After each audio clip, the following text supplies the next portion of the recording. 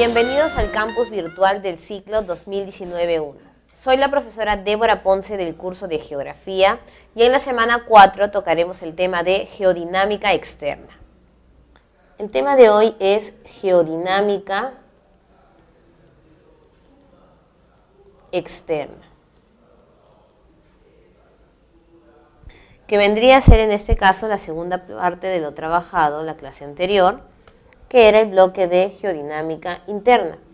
En este caso, la geodinámica externa hace alusión a las fuerzas exógenas que modifican el relieve. Y ya habíamos visto en la clase anterior lo que significaba relieve, que en este caso eran las formas que contenía la corteza en la parte cercana a la población. La geodinámica externa es un proceso de morfogénesis, porque vamos a cambiar las características iniciales de la roca en el lugar en el cual se encontraba inicialmente. Vamos a colocar un ejemplo. Tenemos nosotros un volcán y dentro de este volcán vamos a tener rocas ígneas, que ya aprendimos en la clase anterior, que tenemos tres tipos de rocas, como son las rocas ígneas, metamórficas y sedimentarias. Esta roca ígnea va a aflorar en el proceso de erupción y va a caer en otro espacio. Cuando la roca se encontraba dentro del volcán, tenía una serie de características, dentro de ellas destacaba la temperatura elevada. Pero ahora que la roca ha cambiado de lugar al salir del volcán, el primer cambio brusco que va a tener es el cambio de la temperatura. Esta roca va a pasar a ser metamórfica porque va a sufrir una serie de modificaciones, dentro de los que destacan la fragmentación de la roca o la pulverización de la misma. De tal manera que diversos agentes, por ejemplo el viento, puede ser también el agua, entre otros agentes, van a poder transportar rápidamente esta roca fragmentada y llevarla hacia otro lugar, dando a luz lo que nosotros conocemos como roca sedimentaria. Muy bien. Este ejemplo que nosotros acabamos de trabajar nos va a permitir encontrar las diversas formas del relieve. Y en este caso también las diversas fuerzas que actúan de forma externa. En el primer paso, donde la roca sale de su espacio de origen y es transformada, estamos haciendo alusión a la meteorización.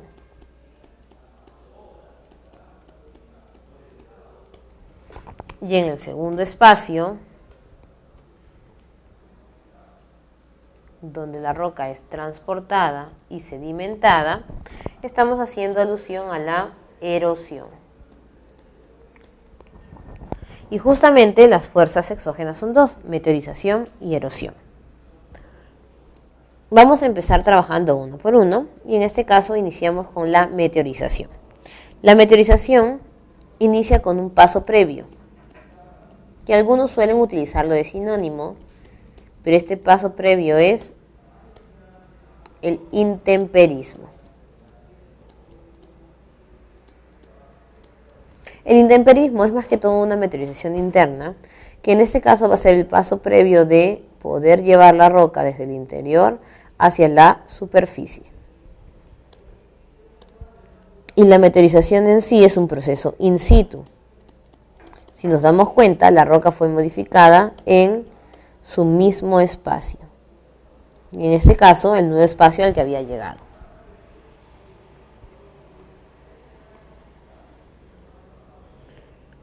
Además, brinda un proceso de esquistosidad, en el cual las rocas van a ir cambiando, pero van a mantener un espacio determinado para poderlas reconocer debido a que antes pertenecían todos los fragmentos a una parte de la roca.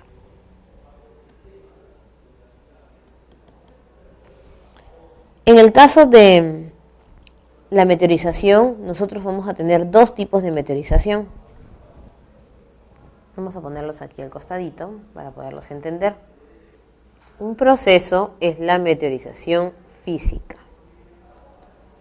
y el otro es la meteorización química. Ambos van a encargarse de cambiar la forma inicial de la roca, pero cada uno en sus características singulares. Si vamos con los nombres, recordemos que la meteorización física también tiene otro nombre, como meteorización mecánica. Muy bien. Una diferencia también notable es el verbo que vamos a relacionar con cada meteorización. La meteorización física se relaciona con los verbos partir, fragmentar, romper, dividir, separar y todos aquellos verbos que hagan alusión que una roca va a ser dividida en varios pedazos. En el caso de la meteorización química, el término más usado o el verbo más usado es descomponer. Debido a que la roca, en este caso, va a ser más que todo pulverizada desde el proceso de tener agujeros. ¿Qué diferencia vamos a encontrar entonces? Que la meteorización física va a seguir conservando las características iniciales de la roca, mientras que en el caso de la meteorización química se van a dar cambios, como su nombre lo menciona, químicos, en los procesos de transformación de la roca. Para entender un poco mejor cómo sucede ello, vamos a poner de ejemplo un papel, ¿no? Si nosotros tenemos un papel y lo partimos en trozos y analizamos cada trozo del papel, cada trozo del papel nos va a dar el significado de pertenecer a ese papel. Mientras que si nosotros quemamos el papel, la ceniza, si bien se relaciona con este papel, obviamente ya la ceniza no tiene las mismas características químicas que tenía inicialmente el papel antes de ser quemado. Otro término que nos puede ayudar para reconocer cuándo es físico o químico es la terminación. La terminación casi siempre de la meteorización física es el término clastia. Y en el caso de la química, en la mayoría de casos, la terminación más usada es la terminación o sufijo ción. Muy bien. Entonces, hasta allí ya nos hemos situado y hemos podido comparar cada uno de los tipos de meteorización. En el caso de la erosión, es un proceso de movimiento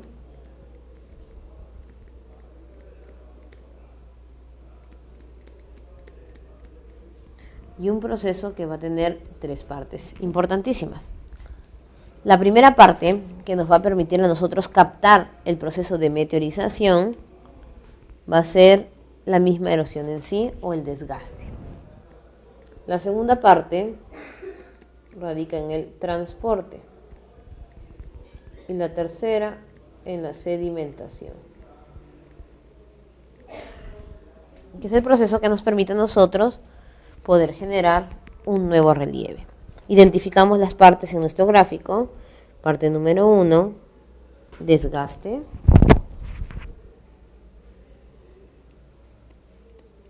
Parte número 2, transporte. Y parte número 3, sedimentación. Si nosotros arrojamos un papel en el suelito y el papel es movido por el viento a otra posición, puede suceder que el viento vuelva a transportar ese papel a una nueva posición. Para evitar que la roca sedimentaria esté en movimiento constante, nos vamos a dar cuenta entonces que en la sedimentación se activa un proceso adicional conocido como diagénesis. lo que permite entonces, si la arena es movida y conforma una duna, que la duna no esté destruida al día siguiente, pasando los años, por el proceso del mismo viento. Y eso es lo que va a permitir a nosotros entonces ver relieves constantes en el territorio. Y vieron, en esta primera parte nosotros hemos podido dar las diferencias centrales entre los dos procesos externos, como son meteorización y erosión. Hemos podido también identificar las diversas partes del proceso, en el caso de la meteorización los tipos, que es físico y mecánico, y en el caso de la erosión los procesos que se dan internamente, como son el desgaste, el transporte y la sedimentación. Ahora pasaremos nosotros a trabajar los diversos tipos y agentes que se dan dentro de cada tipo de meteorización, es decir, física y química. Y también entender un poco más con ejemplos la situación mencionada. Tenemos meteorización física o mecánica. Los dos procesos de meteorización van a desintegrar y cada quien en sus respectivos procesos. Hemos dicho también que la física se relaciona con el término o la terminación clastia, y aquí vamos a ver algunos ejemplos de ello. Primero tendríamos la termoclastia. El término termoclastia hace alusión a que la agente, en este caso sería la temperatura o los cambios de temperatura. Lo que le pasó a la roca ígnea al salir del volcán. ¿Cómo podríamos nosotros acordarnos de este ejemplo o de lo abrupto que puede ser el pasar de una temperatura a otra? Y podríamos tener de ejemplo cotidiano, para entender lo que sucede con la roca, el ejemplo de la refrigeradora. Nosotros no podemos levantarnos y abrir la refrigeradora inmediatamente, porque ¿qué podría pasar? Podrían explotar nuestros pulmones, podríamos tener alguna enfermedad de neumonía o de bronquios, y en este caso entonces lo que evitamos es dicha situación. En el caso de las rocas, cuando pasan de una temperatura a otra, como en el caso de las rocas ígneas, estas van a fragmentarse o van a sufrir cambios producto del cambio de temperatura, obviamente. Tenemos luego la crioclastia,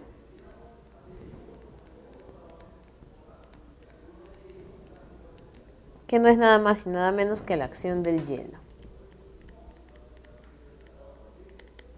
Otro ejemplo que podríamos poner nosotros en el caso del hielo, la comida congelada.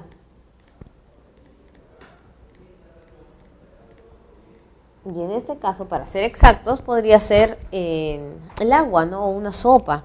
Cuando nosotros consumimos el agua, obviamente es imposible casi partir el agua. Lo que sí podemos es verterla en diferentes recipientes para poder medir cantidades iguales. Pero sin embargo, si nosotros llevamos a la refrigeradora un plato de sopa o el agua y lo dejamos tiempo en la parte de la nevera, nos vamos a dar cuenta que se va a congelar.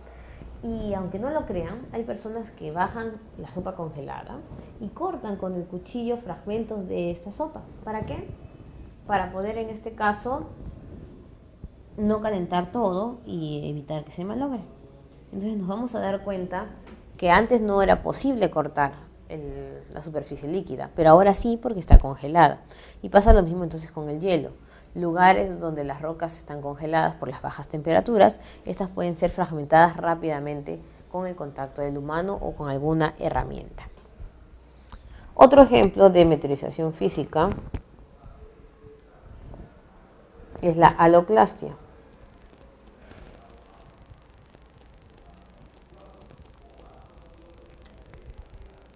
En el caso de la haloclastia, hablamos de la acción de las sales.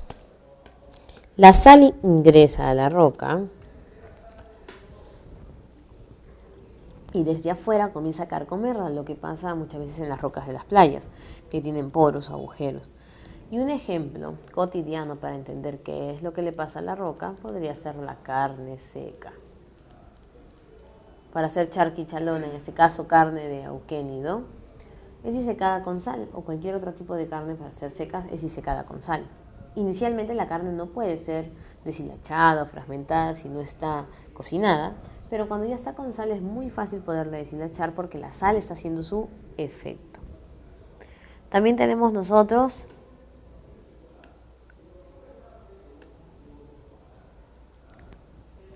la actividad biológica, que en este caso son animales y plantas, flora y fauna. Y un ejemplo para entender lo que sucede allí es en el caso de los animales grandes y las raíces, que suelen deteriorarlas por su peso o pueden abrirse espacio en los diversos paisajes naturales. Vamos a darnos cuenta que esos son algunos ejemplos de la meteorización física, que consistía entonces en el fragmento de la roca. Una diferencia notable entre la física y la química en el caso de la meteorización es la acción del agente. El agente agua, el agente viento, van a ingresar desde afuera hacia adentro, lo que va a ocasionar entonces la fragmentación o rompimiento de la roca. Cosa contraria sucede en la meteorización química. En este caso van a ser los agentes ya modificados o específicos, y casi siempre la acción importante de la meteorización química la realiza el agua. Tenemos así de ejemplos la oxidación,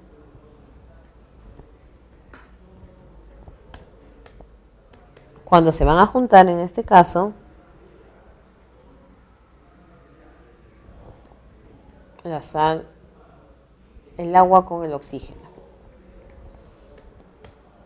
Tenemos luego la carbonatación, que obviamente por su nombre sabemos que es el ácido carbónico. Luego vamos a tener nosotros la hidratación, netamente el agua presente pero en la atmósfera. Vamos a colocar agua. También tenemos la disolución, la descompensación, entre otros, o la misma descomposición de algún cuerpo. Si nos damos cuenta, en este caso, la pulverización de la roca se da porque en la roca hubo una acción de ingreso de la sustancia y un rompimiento, en este caso pulverización, de adentro hacia afuera, contrario al proceso físico o mecánico. Existen libros que nos hablan que el tema de la actividad biológica debería ser tocado aparte, en este caso con una llamada meteorización biológica, o como le llaman también bioquímica, porque hay una serie de agentes que van trabajando en el lugar. Pero por ahora nosotros trabajamos meteorización físico-mecánica y meteorización química. Si ya vamos precisando detalles, vamos a poder hablar de la erosión. Ya habíamos hablado que tiene una serie o secuencia de procesos, pero ahora vamos a darnos cuenta que existen tipos de erosión y también formas de relieve, y eso es lo que vamos a aprender ahorita. Vamos a hacer un cuadrito para podernos entender mejor, como hicimos en el caso de la meteorización. Muy bien, entonces, en el caso de la erosión, vamos a tener nosotros, si el agente es el agua, nosotros le llamamos erosión hídrica. Si sabemos específicamente de dónde proviene el agua, si es de los ríos, le vamos a decir fluvial. Si es congelada o del glaciar, le vamos a decir glacial. Si es del mar, va a ser marina.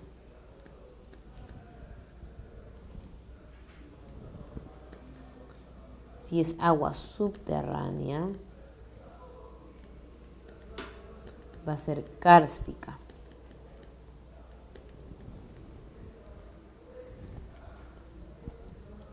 Si el agente es la lluvia, va a ser erosión pluvial. También vamos a encontrar otros tipos de erosión. Si el agente es el viento, le vamos a decir erosión eólica. Si el agente es o se da en la ladera, es gravitacional.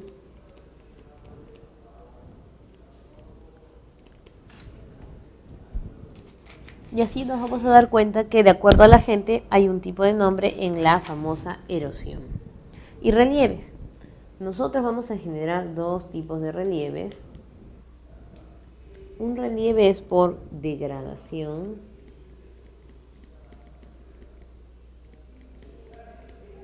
y el otro relieve es por agradación.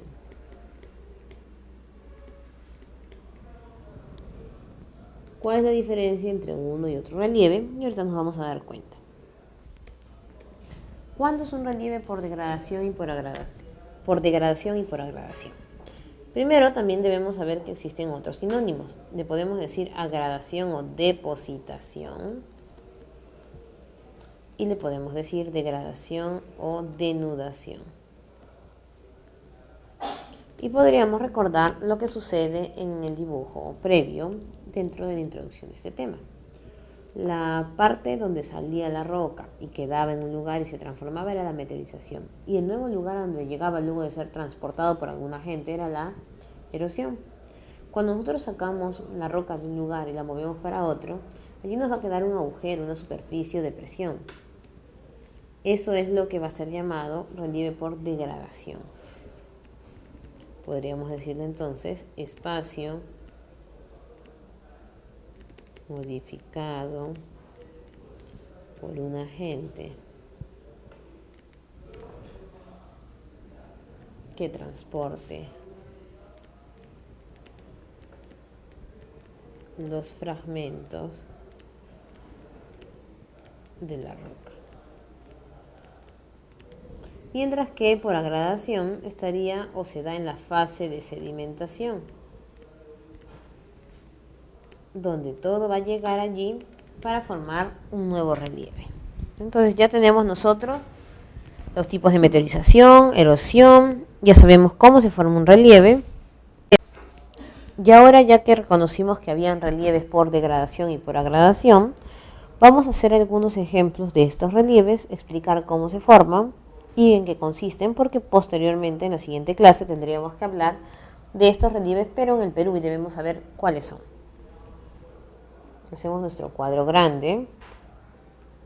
Entonces tendríamos relieves por degradación y relieves por agradación.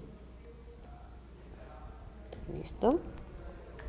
Degradación, recuerden que el agente ingresa partiendo, dividiendo el espacio y además sacando la roca de un lugar para llevarla a otro.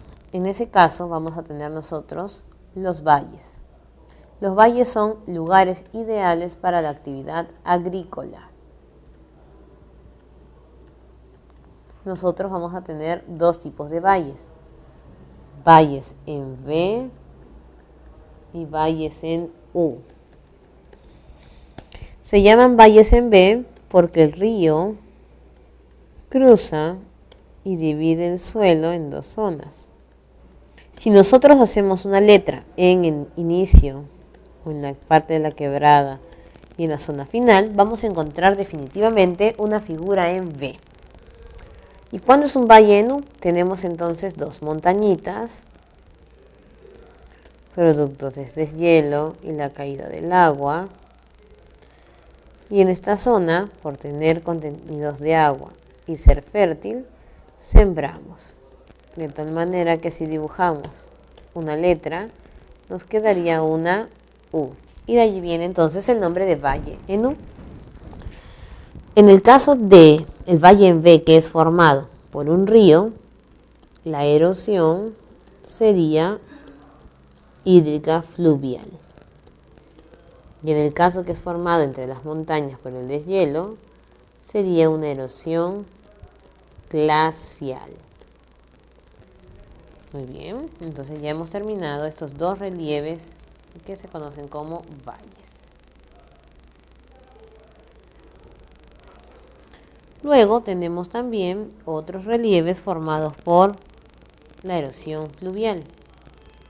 Tenemos en primer lugar los meandros.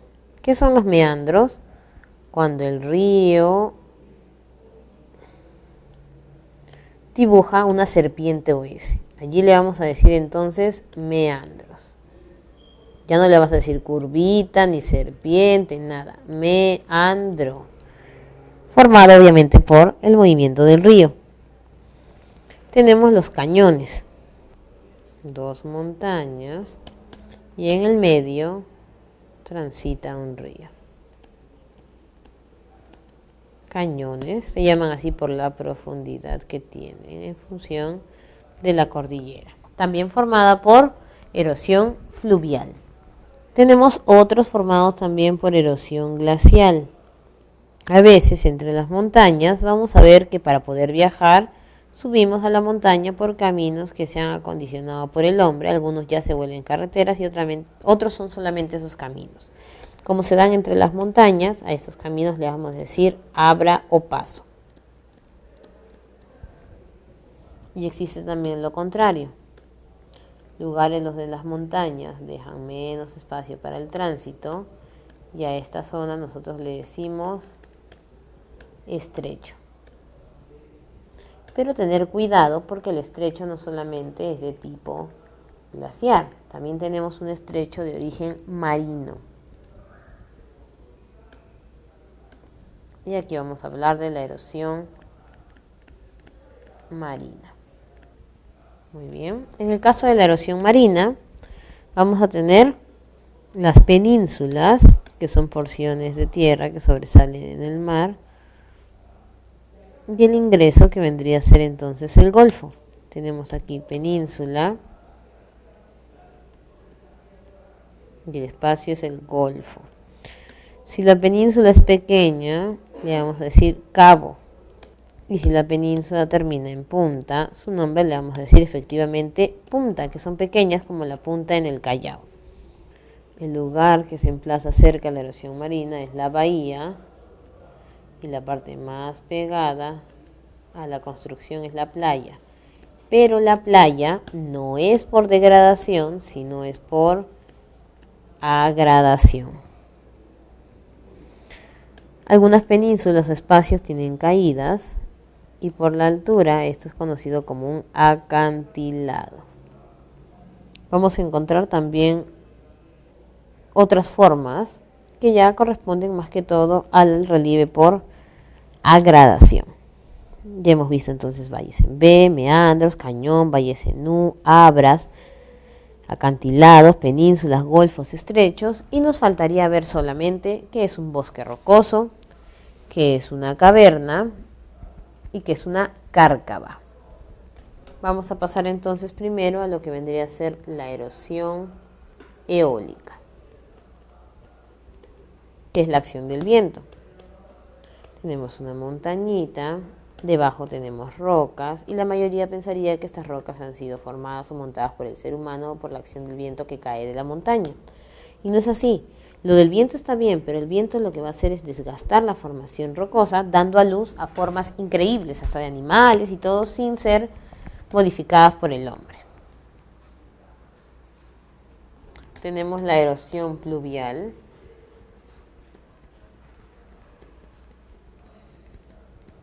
donde producto de la cantidad de las lluvias van a comenzarse a formarse pequeños agujeros que son llamados cárcavas. En algunos lugares estos son continuos y grandes y en otros simplemente son pequeños. La caverna es un tema aparte, también es por degradación, pero miren lo que vamos a hacer nosotros. Vamos a colocarlo aquí en la zona de agradación, especificando dos cosas importantes. El relieve de la caverna se da por erosión kárstica de agua subterránea. Vamos a dibujar en este caso Huagapo, que nos va a servir para entender esta cueva en Junín, lo que vendrían a ser los elementos de la cueva de agradación. La caverna en sí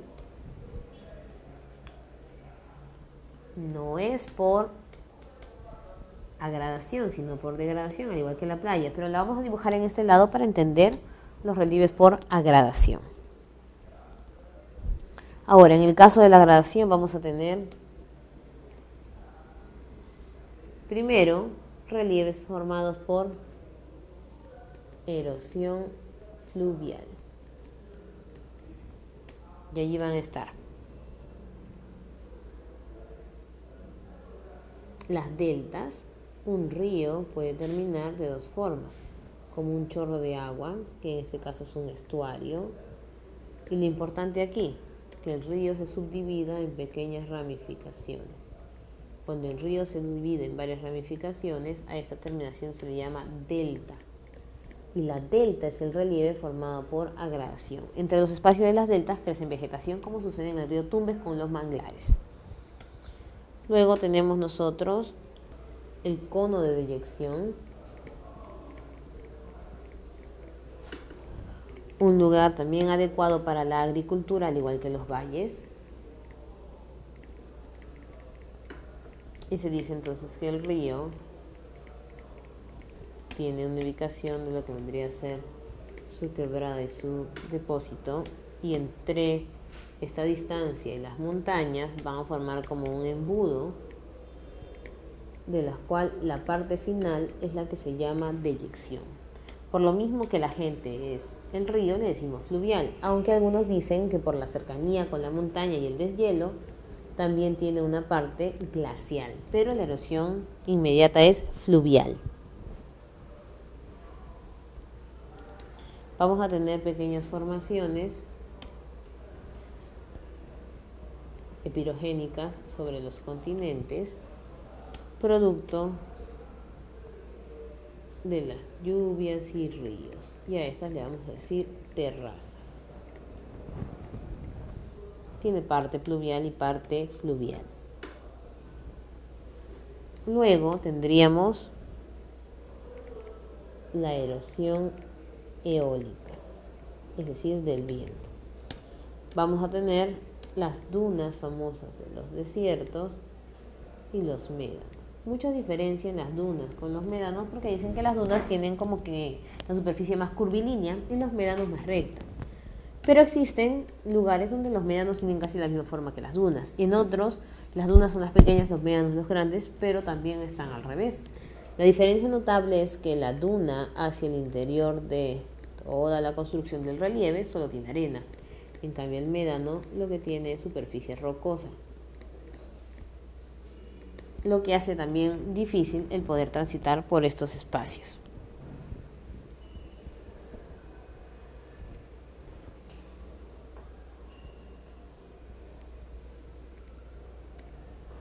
Tenemos una erosión glacial conocida como morrena,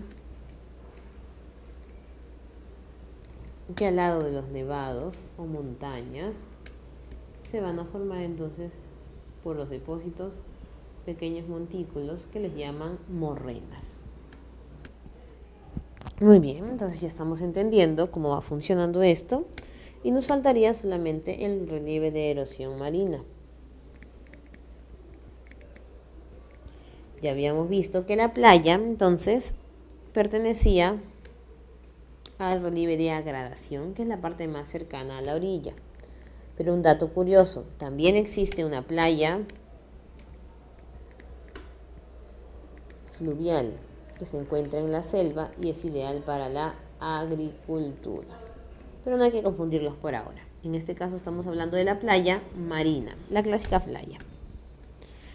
Tenemos también los tómbolos, una isla. Tenemos varias islas, sería un archipiélago. Y tenemos un camino entre la isla y el continente, sería un istmo, canal si está construido, y la unión de una isla con un istmo es lo que se conoce como tómbolo. Bien, ya estamos bien allí entonces. Y recordar que en el tema de las terrazas ya mencionado aquí, no solamente hay terrazas fluviales, sino también tenemos terrazas marinas. Las terrazas marinas son en este caso conocidos como tablazos. porque tiene hidrocarburos y se encuentran en la zona norte del Perú, especialmente en la zona de la costa. Luego habíamos mencionado que en la erosión kárstica estaban las cavernas y dijimos que la íbamos a colocar en agradación porque tiene elementos de agradación, mientras que la caverna en sí es por degradación. Estas zonas que contienen minerales van a tener un nombre especial. Las de arriba le vamos a decir nosotros estalactitas y estalagmitas. Y la unión, estalagnatos. Cada zona contiene un mineral distinto que nosotros vamos a poder analizar. Así que por lo más que parezcan iguales, esas zonas congeladas, así está arriba, abajo, cada uno tiene su nombre específico. Y obviamente tanto la estalactita como la estalagmita, el estalagnato y la caverna son formados por cástica, solo que la caverna en general es por degradación y la estalactita, estalagmita y estalagnato es por agradación. Vamos a escuchar también otros relieves, de repente que no nos han mencionado por aquí. Escorrentía. Es como lo que nosotros le decimos el charquito de agua, en este caso de lluvia. También nos podrían mencionar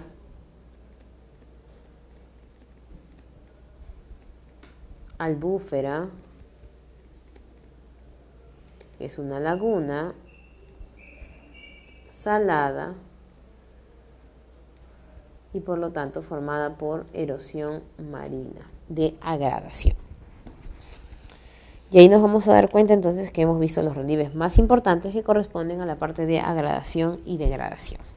Para terminar, tenemos un glosario, términos que a veces han venido en los exámenes de admisión, que se relacionan bastante con el tema. Son un poco más rebuscados, existen muchos términos, nosotros vamos a usar solamente algunos y vamos a explicar lo que consiste o en lo que consisten 5 formas distintas de darse los procesos de meteorización o erosión. Tenemos abrasión, corración, deflación, corrosión y solifluxión. Lo primero que tenemos que saber es en qué consiste. Por ejemplo, la abrasión la definen como un arranque físico o químico producido por algún agente geológico, interno o externo. En este caso estamos hablando de la acción de un determinado agente. Raspa progresivamente y ¿qué va a hacer? Va a llevarse partes finas o grandes del espacio. Si tendríamos una roca o una construcción, la abrasión va a llevarse trozos de esta roca. Por ejemplo, movidos por el aire o por el agua o por otros agentes. Abrasión viene de abrazar y nosotros cuando abrazamos, a pesar que no es el mismo término, lo vamos a recordar, lo hacemos con entusiasmo y cogiendo todo el cuerpo de una persona. Igualito es aquí, la abrasión va a coger toda la parte de la roca llevándose una parte de ella. Deflación, por el contrario, si tenemos nosotros la roca, en este caso la deflación casi siempre es eólica, es decir, del viento. ¿Qué va a hacer el viento? Se va a llevar solamente trozos finos. Nada más, no tan fuerte como la abrasión. La corración y la corrosión pueden confundir un poco. Cuando hablamos de corración, hablamos de una erosión del viento que va a hacer que la roca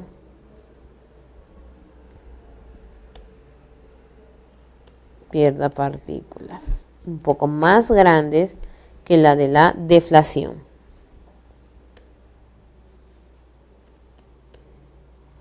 Y en el caso de corrosión, ya estaríamos hablando ahí de meteorización, no de erosión. Y en el caso de abrasión, corrosión y deflación estamos hablando de erosión.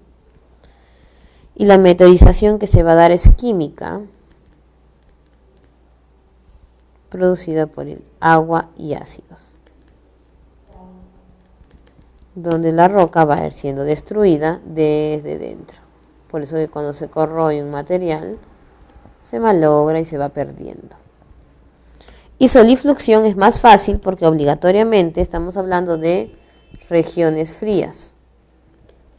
Si no nos hablan de bajas temperaturas, no podríamos hablar de solifluxión.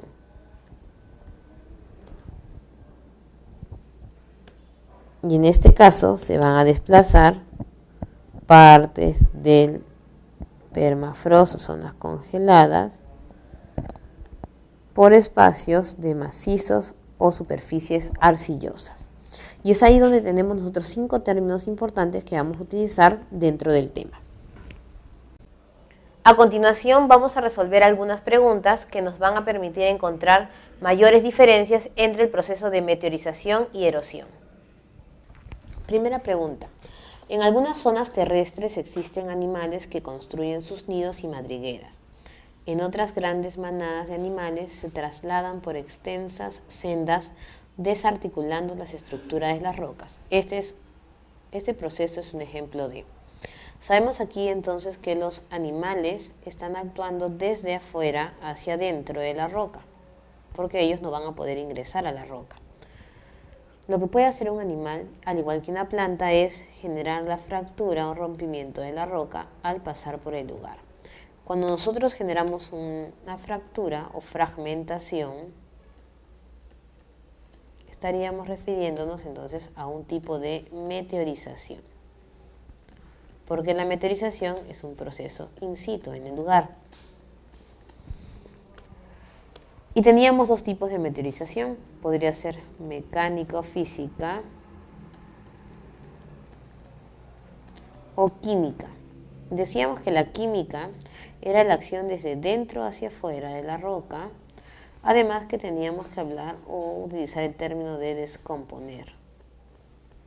Mientras que cuando hablamos nosotros de fragmentaciones estamos tratando de la meteorización mecánica o física, que en este caso están haciendo alusión netamente al proceso de meteorización biológica. Por lo tanto, nos quedaríamos con la letra A. Ya sabemos que la diagénesis es la fuerza que solidifica la construcción del sedimento para que no se destruya, y gliptogénesis es un proceso previo, así como en el caso de la meteorización teníamos como proceso previo el intemperismo. El proceso de desgaste inicia con la gliptogénesis o modificación del relieve. Esto es para la erosión. ¿Listo? Entonces nuestra respuesta es la letra A. Segunda pregunta. Determina el valor de verdad de los siguientes enunciados relativos al proceso de meteorización de las rocas. Tenemos aquí entonces que el proceso de meteorización es el paso previo al otro proceso que es la erosión, y habíamos dicho que se tiene que dar en dicho lugar. Número 1. Algunos microorganismos con sus secreciones atacan químicamente a las rocas. Entonces es verdadero porque tenemos nosotros tanto un proceso químico o físico. En el caso del químico es de adentro hacia afuera. Las sales que se acumulan en las rocas la descomponen intensamente, y esto es fácil porque cuando hablamos de sales hablamos del proceso de haloclastia y en este caso de la meteorización física o mecánica, y esta no descompone sino fragmenta. La meteorización química es mayor que la física en zonas polares, y sabemos que la temperatura es un agente de termoclastia, por lo tanto sería también física y no química. La fractura de las rocas por contracción es un proceso físico in situ, por supuesto, porque desde que hablan de fractura, el choque o golpe que se da a las rocas, y en el lugar es la descripción de un proceso mecánico físico. Nos quedaríamos entonces con la letra E. Aquí tenemos un caso. La Reserva Nacional San Fernando comprende 2 sectores muy diferentes entre sí. En el lado norte, las desembocaduras de los ríos Ica y Grande colorean el gran desierto iqueño con sus bosques ribereños. También se ubican algunas playas de arena donde se forman humedales estacionales cercanos a la punta Cabayas. La parte sur comprende la ensenada de San Fernando, conformada por dos puntas que se proyectan en el mar y que están muy cercanas entre sí, con un gran islote en el centro. Identifique los enunciados correctos en función de lo que nos han hablado del relieve de la Reserva Nacional de San Fernando. Primero, en el lado norte se distinguen procesos de agradación fluvial y marina. Entonces buscamos aquí en el lado norte las desembocaduras de los ríos, obviamente esto es un proceso. Colorean gran parte del desierto iqueño y aquí vamos a hablar de los bosques producidos por acción, que en este caso serían eólica en el caso del desierto. Hablamos de la formación de bosques y hablamos de marina, porque mencionan el término playas. Entonces podríamos deducir que en el norte tenemos erosión fluvial, eólica y marina. Es correcto. Entonces, 2. Las plantas de la ribera de los ríos provocan la descomposición del suelo. Y sabemos nosotros que las plantas no se descomponen, sino fragmentan por meteorización física y biológica en este caso, ¿no? No sería correcto. El litoral sur está expuesto constantemente a la degradación marina. Entonces nos vamos hacia el sur. Ensenada habla de dos puntas, hablan de mar y por supuesto de islote, entonces está en proposición correcta. En los humedales la acción del agua fragmenta las rocas del lugar. Entonces nos vamos al enunciado de humedales y nos hablan de la acción del agua. Y en este caso, cuando hablamos de un humedal, el agua ingresaría a la roca, por lo tanto no fragmentaría, sino generaría descomposición. Por lo tanto, sería un proceso químico. Nos quedaríamos con la letra E. Y aquí en la cuarta pregunta es muy sencillo, vamos a ver una imagen y la vamos a relacionar con el relieve correcto y también con el proceso que lo generó. Tenemos una imagen en la cual estamos divisando entonces una profundidad, un espacio, y hace alusión a la agricultura.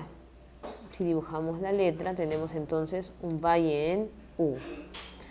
En la imagen número 2 tenemos espacios o agujeritos que obviamente se han formado por acción de las lluvias y sería en este caso cárcavas. En el 3 tenemos nosotros un arco natural y en el 4 vamos a encontrar una isla, un istmo y por lo tanto sería un tómbolo. Tómbolo, cárcava, valle en U. Bien, y ese es un arco natural, que es similar al bosque rocoso o es una parte o una formación del bosque rocoso. Cuando hablamos de valle en U decíamos nosotros un proceso glacial, la cárcava un proceso pluvial, el tómbolo un proceso marino y el arco eólico. Entonces allí se nos haría más fácil poder relacionar porque obviamente agradación marina sería el tómbolo, degradación glacial, sería la 1, degradación pluvial sería la 2 y degradación eólica sería la 3, quedándonos como respuesta la letra C. Bueno, jóvenes, hemos concluido con la semana 4 y nos vemos la próxima clase para terminar el bloque de relieve que nos tocaría en este caso relieve en el Perú.